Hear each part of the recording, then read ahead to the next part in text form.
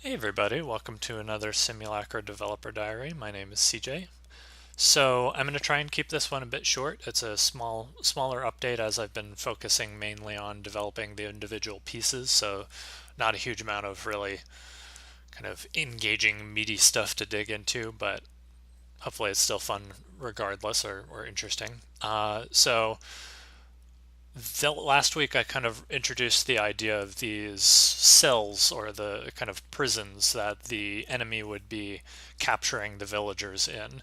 And I was thinking about that, and from a fictional standpoint, lugging around these giant cells just didn't really make a whole lot of sense. And I also thought that it was kind of a one-trick pony. It had a singular purpose that wasn't really too interesting from a gameplay perspective. It was more of a goal, which I definitely wanted it to be, but I'm trying to build in as much gameplay to all of the individual pieces as possible. So what I ended up doing was abandoning that kind of large circular footprint to instead go for something that probably won't look anything like this, but a kind of a freestanding pylon that when I start simulating, it generates kind of an arcing field, and so this shield would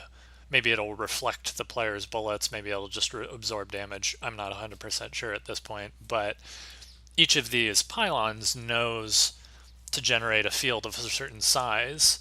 So when I'm using this blueprint, I can say, okay, I want actually two of them. It'll generate them in kind of a circular fashion. And then so when you're actually playing the game, it'll generate the field across any of the pylons that have been made. So I can either put down individual ones if I just want a small area that's being protected. I can use two for a larger area of coverage, or building back up to what I originally had.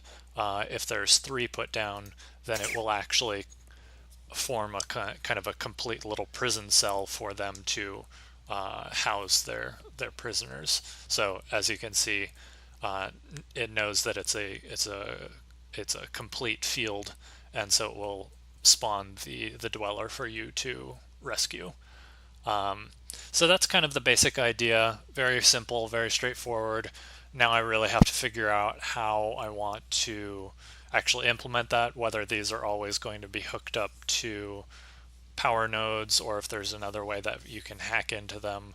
But was really kind of just trying to make sure that the the functional piece was interesting and had a lot of different usability. So I'll probably be using this in conjunction with the normal obstacles that you'd see in a game, big rocks, um, metal containers, stuff like that, so that you're not always seeing these gigantic glowing energy fields.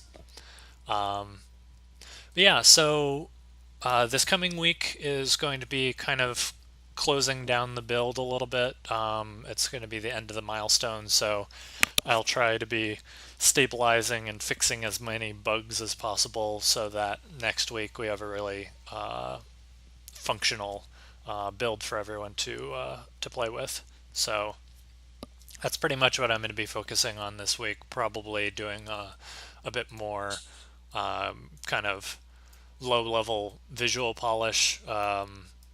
Like I said in the previous video, I'm trying to get each of these pieces so that they are clearly visible from a gameplay standpoint. If you know you want to interact with a particular machine, or you're just kind of running through an encounter, you know exactly what the individual pieces are.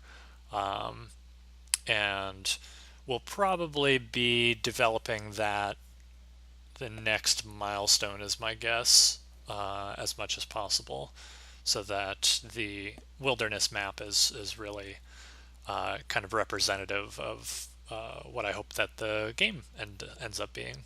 So thank you again, as always, for your time. I really appreciate you tuning in. As always, if you have any thoughts or comments, please leave them down below. I really appreciate any feedback that you have. And other than that, I hope you have a fantastic weekend and you I see you here again soon. Thanks a lot. Bye.